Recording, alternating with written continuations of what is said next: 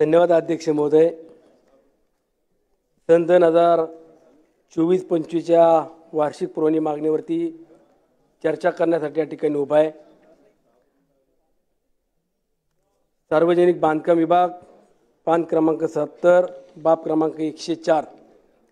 अध्यक्ष महोदय, माझ्या मावळ मतदारसंघामध्ये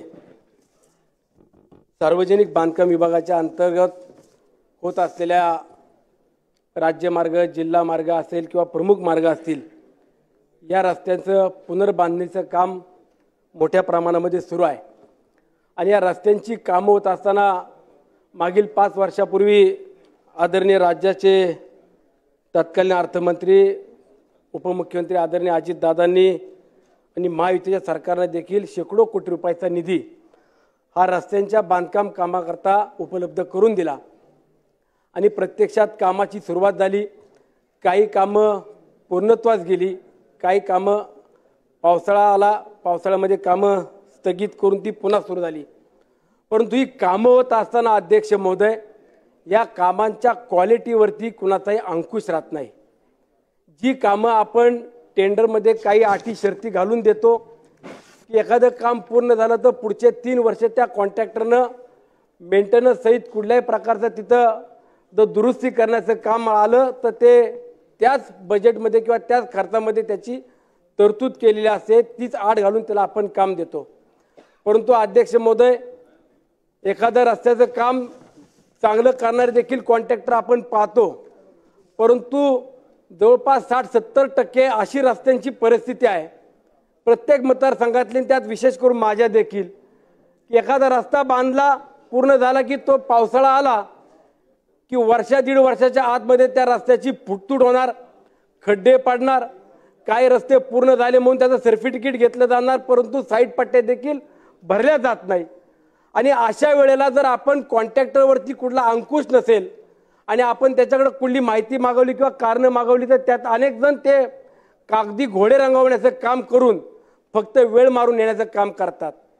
मला अध्यक्ष महोदय, आपल्या माध्यमातून सरकारला देखील विनंती करायची आहे की आपण शेकडो कोटी रुपयाचा ज्या वेळेला निधी एखाद्या कामावरती खर्च करतो त्यावेळेला त्या कामाची देखील क्वालिटी असली पाहिजे। एखादं काम पूर्ण होताना कुणाची जीवितहानी होता कामा नये, कुठला अपघात होता कामा नये, याची देखील खबरदारी घेतली पाहिजे। आम्ही विधिमंडळामध्ये येतो, मागणी करतो, मागणीला मान्यता मिळते, निधी मिळतो, परंतु प्रत्यक्षात काम ज्या वेळेला सुरू होतं त्यावेळेला आमचा कुठलाही अधिकार राहत नाही। कोण ठेकेदार आहे, कशा पद्धतीने त्याला काम दिलेलं आहे ही देखील आम्हाला कल्पना राहत नाही। आणि आमचा कुठेही अधिकार नसल्यामुळे ठेकेदार आणि अधिकारी यांच्या संगनमताने जे काही काम होतं ते निकृष्ट दर्जाचं होतं, हेच मला या माध्यमातून सांगायचं आहे। अध्यक्ष महोदय, आज माझ्या मतदारसंघामध्ये प्रशासकीय इमारती उभ्या राहतात, चांगल्या दर्जेदार राहायला पाहिजे। ब्रिटिश कालीन असलेल्या महसूल इमारती मागच्या 5 वर्षापूर्वी आपण त्या नव्याने बांधायला सुरू केली, परंतु या इमारती काही कालावधीमध्ये पूर्ण व्हायला पाहिजे। या इमारतींना काही कालावधी आपण घालून टेंडर केलं, परंतु कालावधी संपून देखील अधिकारी मंडळींनी पुन्हा वेळ वाढून द्यायचं काम केलं। कशासाठी वेळ वाढून दिली जाते, कशासाठी आपण त्यांना पाठीशी घालतो, हा देखील आपल्याला प्रश्न पडलेला आहे। म्हणून अध्यक्ष महोदय, आपण सार्वजनिक बांधकाम विभागाच्या माध्यमातून जो काही निधी आम्हाला देव करता ह्याच्यातून आपल्याला वेळेत काम झालं पाहिजे, चांगल्या क्वालिटीचं काम झालं पाहिजे, अशी माझी प्रामुख्याने मागणी आहे। एखादं काम कमी जास्त होईल परंतु ते काम चिरकाल टिकलं पाहिजे, एवढी आमची अपेक्षा आहे। अध्यक्ष महोदय, आदरणीय दादा आहेत, 2-3 मंत्री महोदय या सदनामध्ये आहेत, माझी विनंती आहे की आपल्या शिळफाटा ते भक्ती शक्ती म्हणजे निगडीपर्यंत असलेला NH4 हा मुंबई पुणे हायवे रोड आपण याचं रुंदीकरण करणं किंवा आपण काही भागातले फ्लायओव्हर करण्याचा देखील शब्द दिला। आज त्या भागामध्ये ट्रॅफिकची एवढी मोठी समस्या आहे की जर आपण पुण्यावरनं तळेगाव किंवा लोणावळ्यापर्यंत यायचं असेल तर 2-2.5 तास जातात आणि फ्लायओव्हर नसल्यामुळे काही ठिकाणी ॲक्सिडेंट झाले, अपघात झाले, अनेकांना जीव देखील गमवावा लागला। म्हणून माझी विनंती आहे सरकारला, आपण तात्काळ याबाबत दखल घेऊन येणाऱ्या काळामध्ये कार्ला फाटा असेल, वडगाव फाटा असेल, काणे फाटा, तळेगाव फाटा किंवा आमच्या इथला सेंट्रल फाटा, सोमटणे फाटा, असे वेगवेगळ्या फाटे आहेत, त्या भागामध्ये फ्लायओव्हरचं काम झालं पाहिजे, रस्त्याचं रुंदीकरण झालं पाहिजे। आणि त्याही पलीकडे जाऊन सांगतो की आपण मागच्या काही दिवसापूर्वी मागच्या सरकारमध्ये निर्णय घेतला की आपण मुंबईमध्ये जाणारे टोल ही टोल माफी केली, मुंबईकरांना दिलासा दिला। त्याच पद्धतीनं जर आपण पाहिलं तर मुंबई आणि पुण्याला जाणारे 2 रस्ते आहेत, एक NH4 जुना मुंबई पुणे हायवे आणि दुसरा एक्सप्रेसवे हायवे। एखाद्या व्यक्तीला जर एक्सप्रेसवे हायवेने जायचं असेल तर तो टोल भरून जातो, तो टोल भरला पाहिजे। परंतु सरकारनं जुना NH4 जो आहे मुंबई पुणे हायवे त्यावरचा टोल माफी केली पाहिजे। त्याचा जो काही खर्च असेल तो शासनानं तो खर्च स्वीकारावा। तो खर्च आपण एखाद्या जो कोणी ठेकेदार आहे किंवा ज्याला तो रस्ता दिलाय त्याला तो परत करावा अशी माझी मागणी आहे। अध्यक्ष महोदय, 2 विषय 2 मिनिटं द्या, 2 मिनिटं साहेब।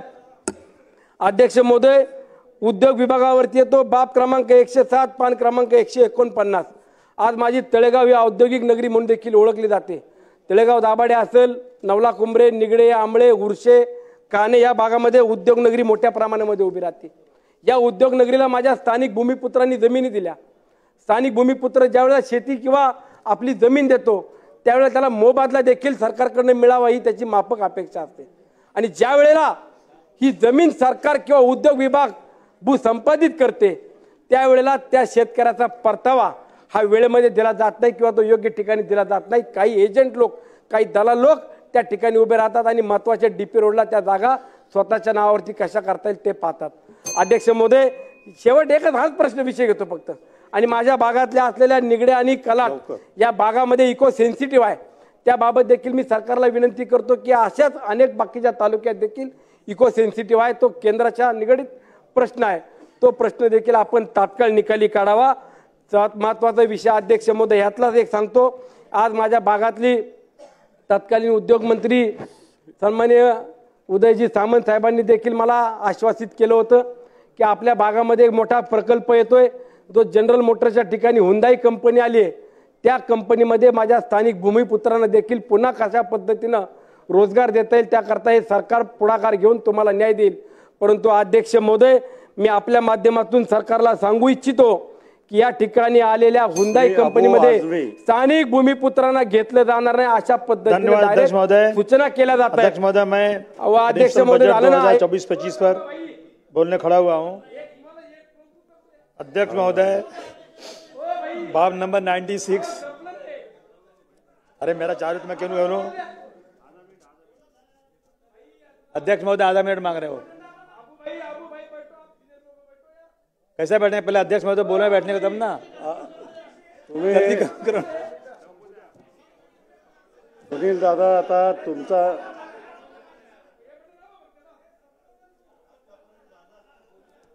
बारा बोला। सुनील, 1 मिनिट। अहो हे चालूच नाही तर बोलू कुठून? बोला। अध्यक्ष महोदय, या भागामध्ये आज हुंदाई कंपनी नव्याने येते, माझ्या स्थानिक भूमिपुत्रांना पहिलं प्राधान्य त्या ठिकाणी दिलं पाहिजे। काही त्या ठिकाणी असलेल्या एजन्सी आज सांगतात तुम्ही जुने एम्प्लॉय होता किंवा तुम्ही स्थानिक आहात, तुम्हाला नोकरीला घेतलं जाणार नाही, याबाबत देखील सरकारनं दखल घेतली पाहिजे। आज माझ्या भागामध्ये उद्योग व्यवसाय येत असताना तिथल्या युवकांना युवतींना देखील एक चांगलं प्रशिक्षण मिळावं याकरता मी शासनाकडे ITIची देखील मागणी करतो की जेणेकरून येणाऱ्या काळामध्ये माझे स्थानिक भूमिपुत्र म्हणत असताना राज्यातील, मग तो मराठवाड्यातला असेल, विदर्भातला असेल, पश्चिम महाराष्ट्रातला असेल, कोकण भागातला असेल, प्रत्येक माझ्या बांधवाला, माझ्या भगिनीला त्या ठिकाणी कसा रोजगार मिळेल, त्यांना कसं प्रशिक्षण मिळेल एवढीच मी शासनाकडून अपेक्षा व्यक्त करतो। पुन्हा एकदा माझ्या या सरकारचं मनापासून आभार मानतो। धन्यवाद। अध्यक्ष